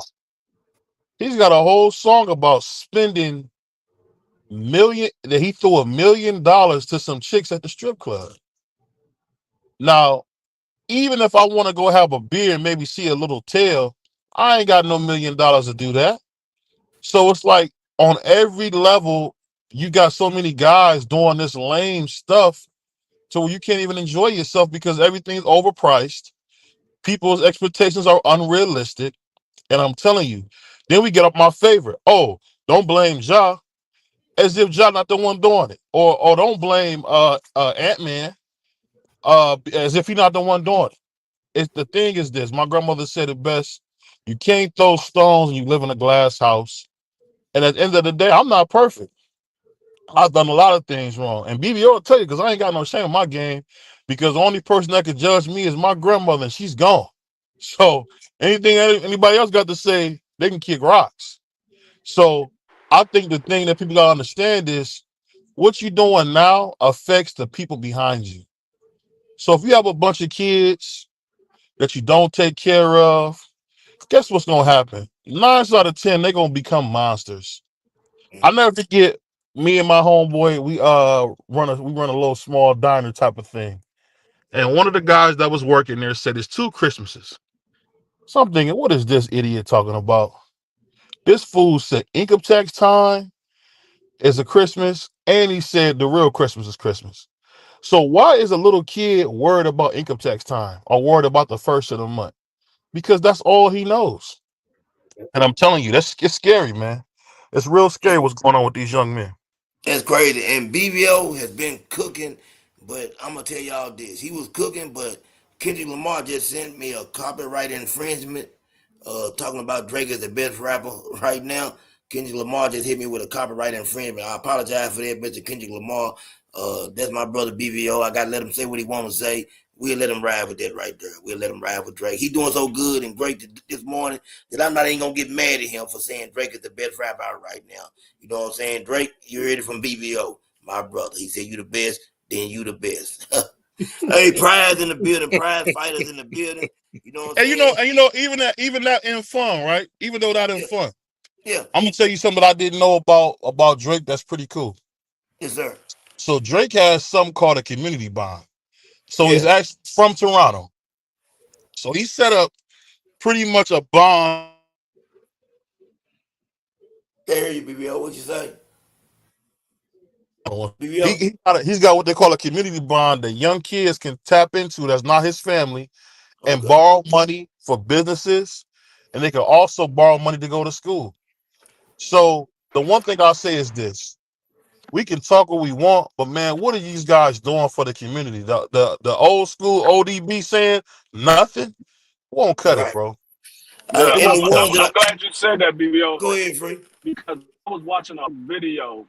It was a clip on Instagram of Young Dolph, and it was two employees who had got fired for playing his song, Yeah, I and know. I seen this. he brought him on stage, and he said he shouted them out. He said, I brought them to my show tonight, and he said, because they got fired, he said, this is what I'm going to do for you. He said, until y'all able to find another job, what Yeah, I'm going to do for y'all is give each one of y'all $20,000. And he gave them $20,000 in cash on on stage. stage in front of everybody. I was like, dang. This man definitely love his fans because Hey they man, got fired for playing his song while they was at work.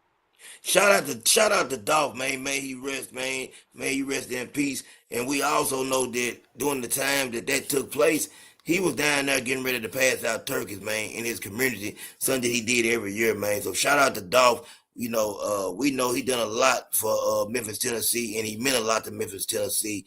People need to pay attention, man. And BBO said something perfect, man. What are they doing? Kendrick Lamar, it seems like that he's well invested in his community from what I hear. I don't know these people personally. I only go off what I hear. But the ones that I do hear and doing great things, man, I salute those guys, man, because a lot of these people feel like, and it's crazy that rappers feel like they got to leave their community. I heard Boosie say once you become famous, you got to leave that area. You can't live there no more.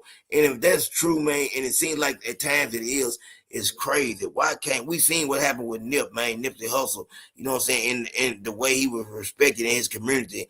And man, it just it's a sad situation.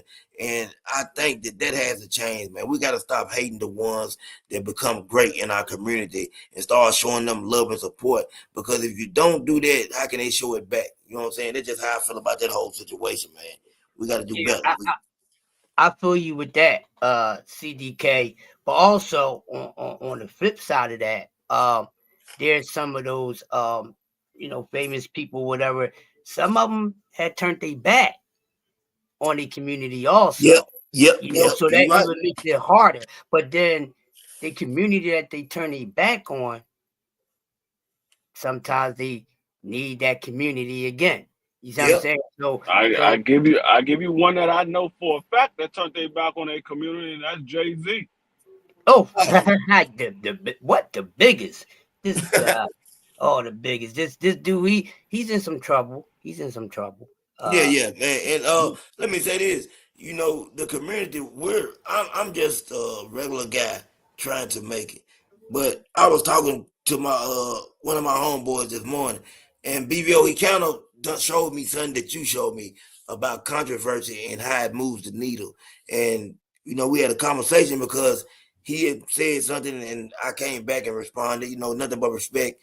And it's basically about I had tagged him in something, and I'm not gonna get too deep into what we talked about, but he put me up on something, and he's like, bro, it's nothing but love with us, and I done that, so you see how people paying attention now, because it wasn't nothing said bad, it was just you know what I'm saying, it was just like, hey, do this right here, and I noticed that people started paying attention.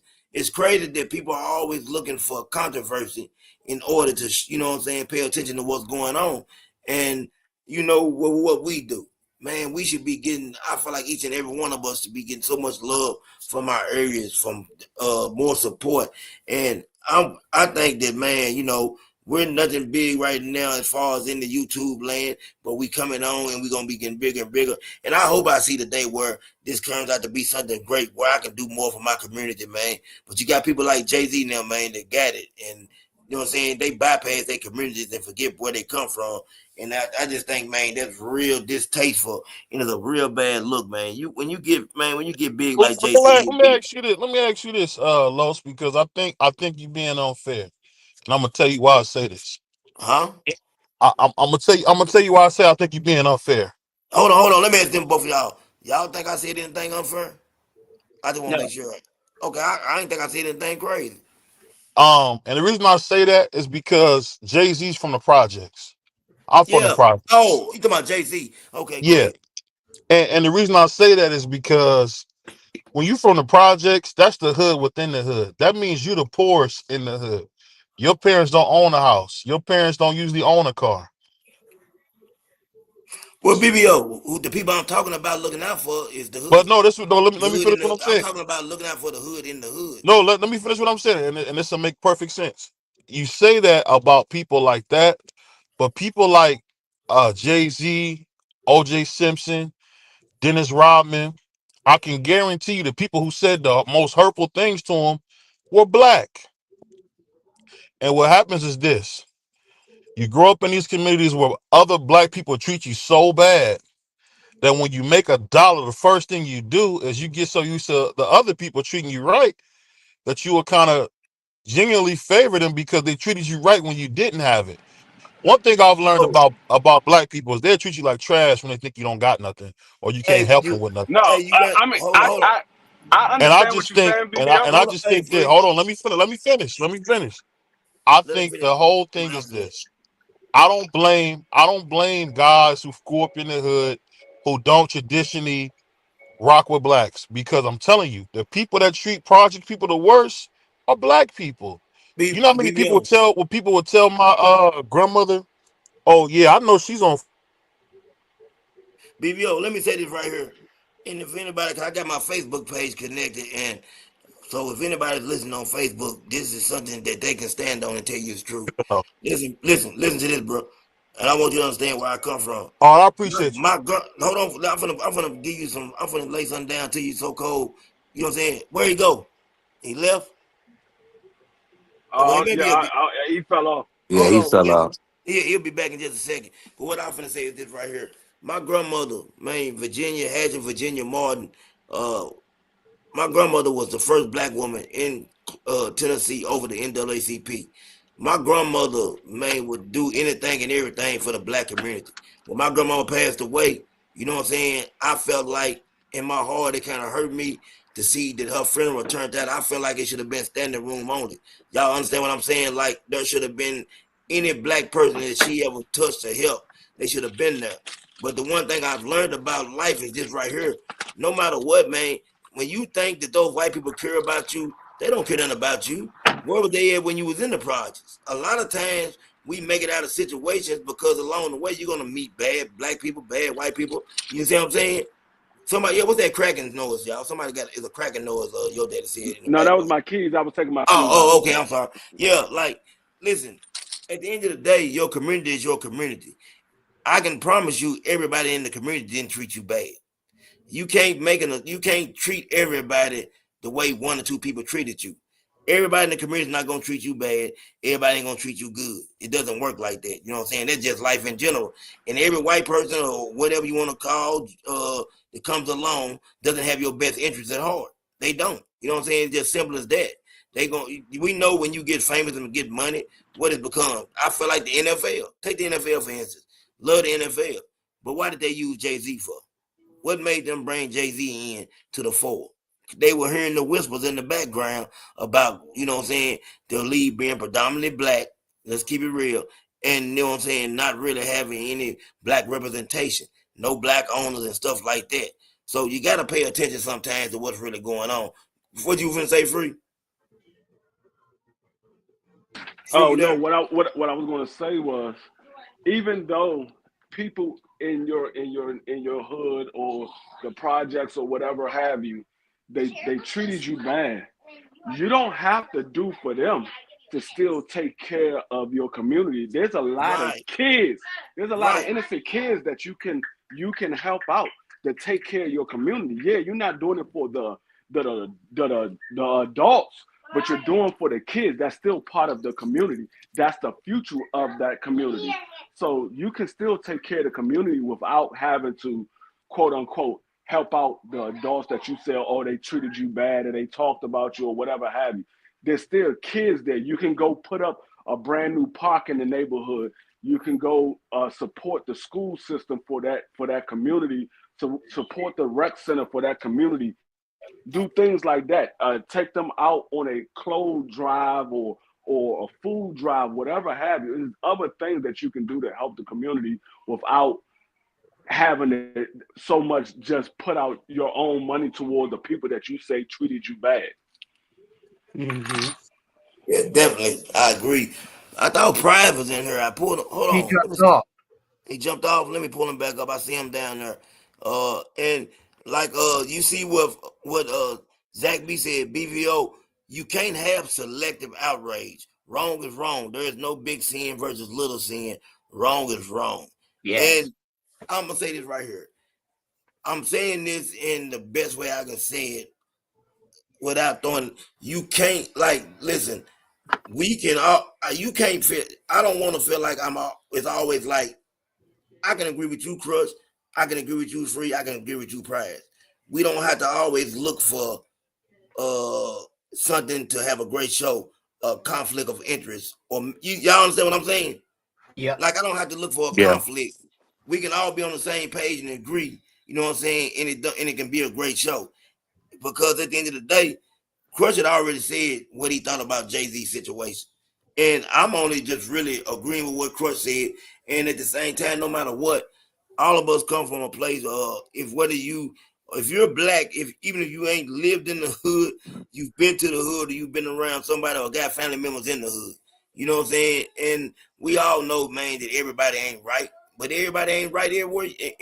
No place in life. There's always good. There's always bad. And you know what I'm saying? My community is my community. What about those kids that didn't do nothing to me? Like Free said, don't they still have a right, man, to have an opportunity? And if I can help with that opportunity, why not give it? What's good, Hmm. Brian? Salute CDK, OG Crush, and D Freezy. Salute to y'all. What's up, Good bro? cook. Good cooking You, right now. man, how What's you feel good? about everything being said, Brian? Yeah, I was just listening, man. I had, man, when you came live, I had dozed off, man. I'm glad Crush texted me, man.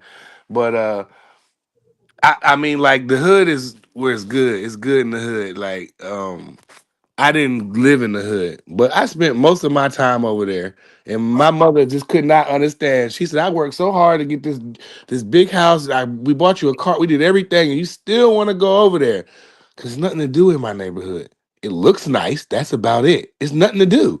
I spent all of my time in the hood. I wake up 7, 8 o'clock in the morning. When I got my license when I was 16. I was out in the hood. Don't had no business over there, but the hood accepted me. I grew up in a neighborhood as a teenager where there was all white people. As a child, I grew up, it was an all black neighborhood. It was like one of the first of its kind in North Carolina, you know. And when I moved up to Jersey, it is what it is. I stayed, I bro, I used to stay in the hood. I wouldn't even come home. I'd rather stay right in the hood, sleep on somebody's couch. You know what I'm saying? It was more freedom, just more girls, more everything. And then the kids over there, we would look out for the kids in the hood, give them $1 when the ice cream truck come around. All the parents ain't have money to give the kids, but so we was out in the neighborhoods. We would make sure the little kids ain't getting no ice cream. You ain't get one? Here, hold on, let me get another one. And you just give. That's just all kind of ways you can give back to the hood, bro. Yeah, definitely, definitely. I agree 100% with you.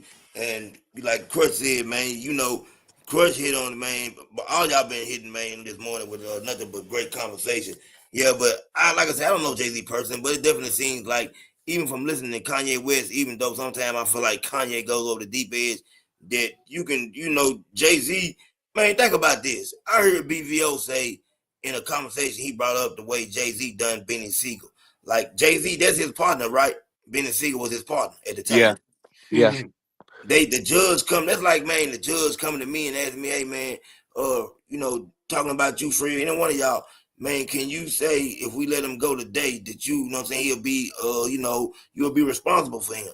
Well, first we're gonna have a conversation. But I'm not leaving you in jail. You Right. understand what I'm saying? If I got the opportunity to get you out, you my partner, I'm not leaving you in jail. Not to That tells mention, me CD Los, he never came visit Beans one time. Let's keep that never. in mind. Never. I'm not leaving you down there, man. I just ain't. We look at Dame Dash situation, right? Look at how main far Dame Dash just fell off. I remember those last tapes of the Rockefeller and the way Hmm. he done Damon Dash, man.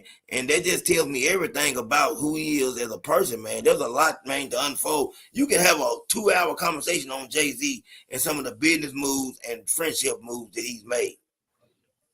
Yeah. Yeah. Yep. Dame used to actually be in South Philly. All the Uh, time. right on Okay. Steeple Street, which is a couple blocks away from me. I know Beans, know him his I whole life. ran into them on Point Breeze diner, the diner down on Point Breeze. I ran into Beans and Dame before, two different Yeah, right. occasions. And that's in Point Breeze. The main area is right around the corner from me. I Hmm. go Yep. right around the corner to that shit. Shout out Point Breeze, one of my favorite hoods in the city. Yeah, man. They changed it up now, Prize. Wait till you see. Yeah, I know. When I was down there, I was putting new concrete down, ripping the old concrete up, putting the new sidewalks down in the hood. Yep. Yeah. But I known Beans his whole life. I remember when he first started rapping and all that shit. But that whole situation, man. Dame used to be down there, sitting, chilling out, sitting on the block. They had dollar day for the kids and stuff. I Mhm. mean, Dane would roll around. You could catch him over there, down there every day, at Mhm. least a couple of days out of the week. So he was there. And the only thing the judge was asking was not be accountable Yeah, for his actions, just for his whereabouts. that's it. Even if it was for his actions, that's supposed to be your partner, your investment, bro. Yep. So why you leave him there? Okay, I'm gonna tell you. That's crazy. I'm gonna tell y'all something about that situation for those who don't know. Right? Pay attention real quick. When Beans finally came out, right? Every time Beans dropped the album, who dropped the album also at the same time? Hove. AZ. Never let Sieg's album breathe. Here he come. Exactly. Here he come. Exactly. So that's supposed to be your artist. This is supposed to be your Biggie Smalls. You know what I Yep. mean? And but you in competition with him, knowing that you're a bigger name, but this dude is like lyrically the ish.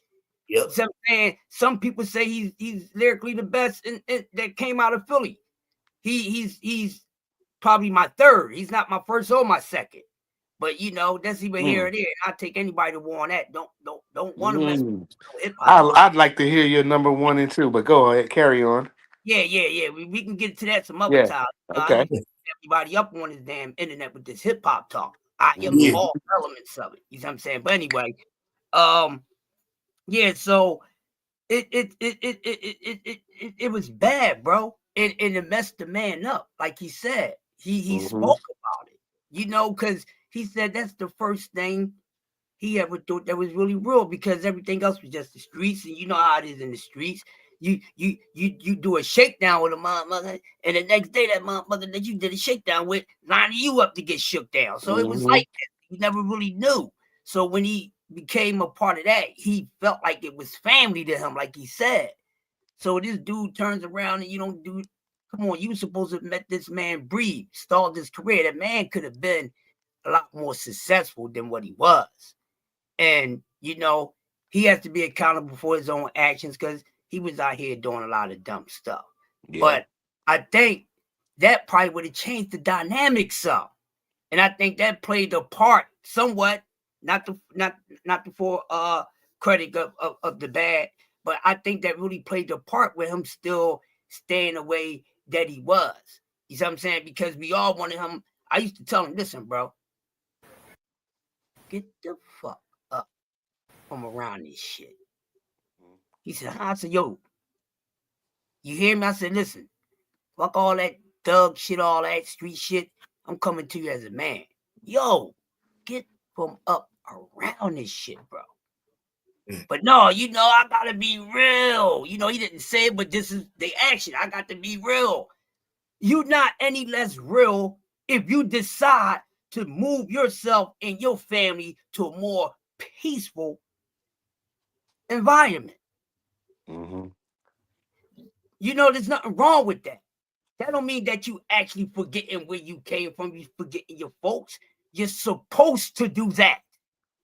Yep. Because you don't have that where you come from, then you know what you're going to be making yourself more vulnerable and accessible to, no matter the level of respect.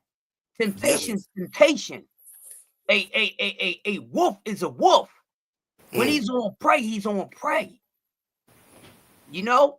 So that played the part. So it's like you kind of got to look at this guy as a gatekeeper because he could have helped so many situations. Man.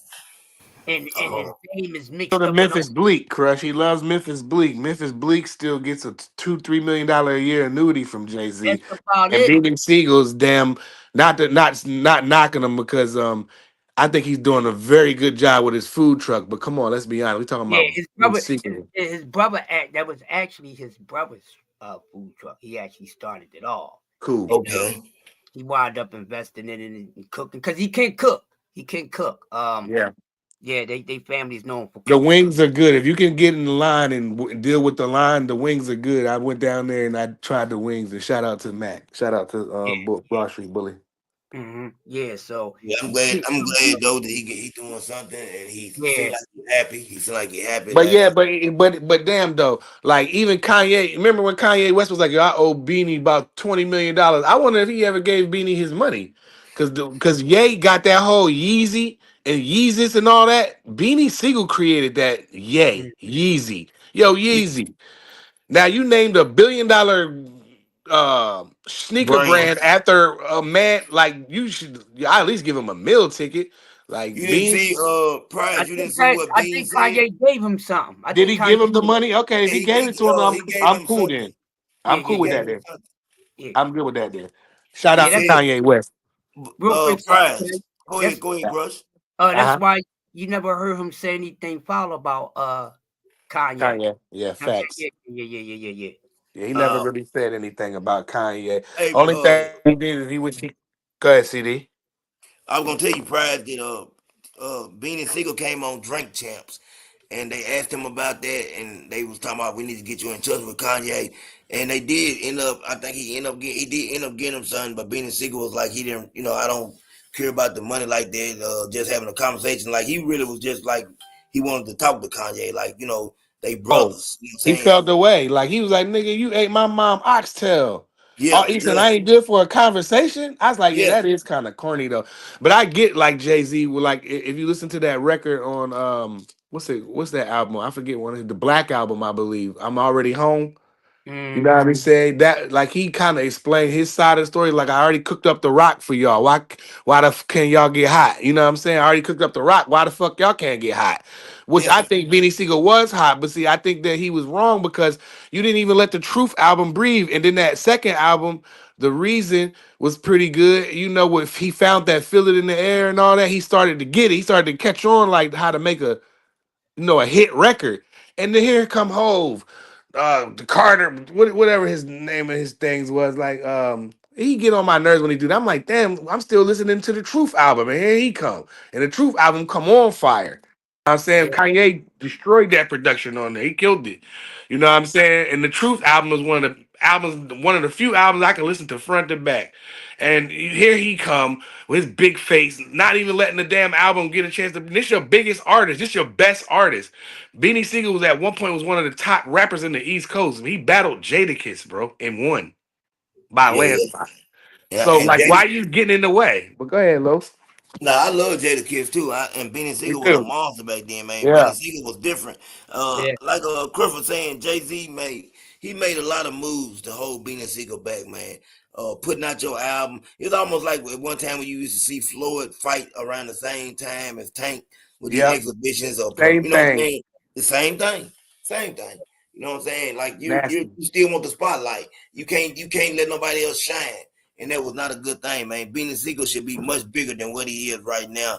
Yep. Man, I hate that. But listen up, everybody. Today at 3 p.m. I will be having none other than Mr. Darnell Boone, man. If you don't know who he is, Darnell Boone, go back, do a background check, and then you will find out who this man is. This man has fought everybody. He has yeah, one of the best resumes that I have ever seen. He fought a who's who in boxing. He fought during a time when fighters were fighters. You understand what I'm saying? When they didn't care about no all they wanted to do was get in the ring and fight the best. So at 3 p.m., man, you know what I'm saying? He'll be dropping through. Hold on one second. Zach B said, no disrespect, but y'all have a lot of expectations for Jay. And, he nah, said a no, lot of, not me. I'm just calling yeah, out the yeah. fact, bro. I really don't. And all for Benny, okay.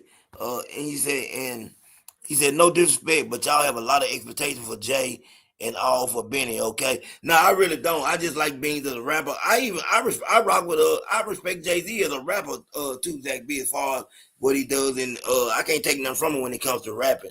I just felt like that it was things that he could have done as far as, the way he handled the situation and being friends. I'm on the outside looking in, you know what I'm saying? But I'm just basing mine off my friendship with my close friends, what I would have done for them. That's what I'm looking at. You know, so Yeah, sometimes when we judge situations, we just judging off who we are as people and what we willing to do. That's how yeah, I look at it. You know what I'm saying? But like I said, at 3 p.m., Mr. Darnell Boone, y'all tune in, and I got to get off here because in just about 15 minutes, I'm doing an interview on my Facebook. I might go ahead and connect my YouTube, man, with Mr. Okay. Carlos Long, somebody that he does a lot of videos, man. He been doing this thing for a minute, and it's more of my Everyone Has a Voice channel. You know what I'm saying? Now they ain't forget about Free. They from Philly. Yeah. Hey, Yeah, free. they from Philly. Hey They man, from free. Philly. Real quick, CDK, before you close out. No, Freeway. Oh no, man, Freeway gets mad love from Philly in the industry also. If you think real quick, when that whole thing fell apart, you know who stayed more successful, more busy out of all those guys? Freeway. Freeway. You see, Yeah. Freeway was on a lot of cameos. He was on a lot of features in the down south. You know what I mean? He was on a lot of hot songs. He did a lot of hot projects. But yeah, shout out to Freeway. But yeah, Beans did do a lot of messed up stuff and made his own bad choices too. Now I ain't gonna let that slide. Yes, I see where you come from, Zach B. But we wasn't doing that. We always keep everything down the middle over Yeah. here. TN, my brother. Shout out to my man Zach B. That's my guy. One of my first subscribers out of my few hundred subscribers that I have. Yeah, he always. Zach B said he done 20. You know what I'm saying? You say you done 20, man, 20 Yeah. counts, Zach B. So, man, listen, I got a thing called Everyone Has a Voice. If you ever open to it, man, I definitely love to sit down and talk with you, man, and do an interview with you, because I got a whole other channel that I'm working on right now. And it's basically, just for people who have changed their lives and doing something different, but they got a story to tell, because we all got a testimony. That's how I look at it. You know what I'm saying? I definitely want to get off into that. So if you get the opportunity, my brother, hit me up, man. Let's get together and let's do something. He said, Cass go so, yeah. Yeah, hey, real quick. Hey, matter of fact, what we do one day, prize, since we on this man prize fighter, we're gonna get together, probably throw it in the mix of one of the shows to add a topic. Yeah. And if we can get straight, we can break it down to you from us, who's the best, the top guys and Philly guys that y'all know about, things like that.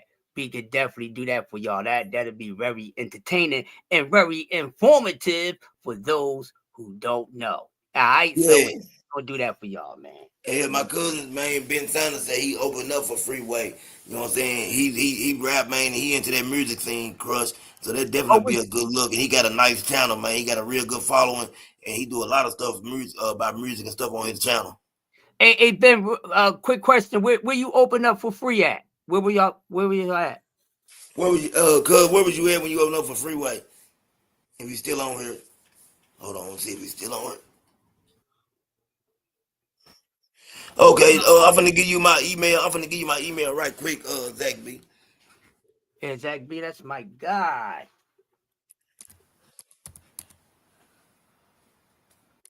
In Philly? Okay, what spot y'all was at? Was it at the Fillmore? What spot y'all was at?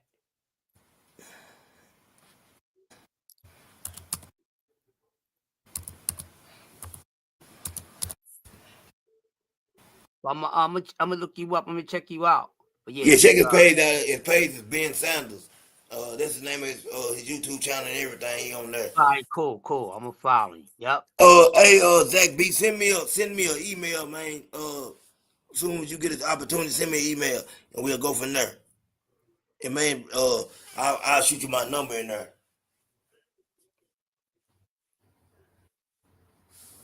All right, cool. That's what's up. I'm gonna check you out. Yeah, but yeah, Freeway, good dude, man. Good dude, doing a lot for the community and I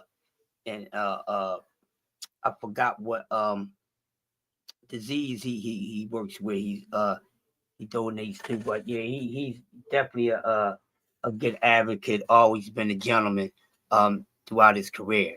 Yeah, So man, I like Freeway. Man, we finna get out of here. I'm coming right back at 12, and I'll be back at 3. I got a busy day today, but at 12, just at 12 o'clock here, I got an interview, man, I'm gonna do with someone. We're gonna be on Everyone Has a Voice. We're gonna be talking about life in general, just like we're doing now, man. We're gonna get off into his background and a few more things. So, man, this is CDK Sports Talk Network. I got my really brother cool. Crush the Legend. Y'all go ahead and take us out, Crush. Hey, real quick before we get up out of here, we appreciate everybody coming through. And for those who don't know, real quick before you go, look out for a new show Yeah. coming to y'all from STN It's the OGs talk. You know what I'm saying? Myself, brother CDK, D Free, and of course, my man, the grandfather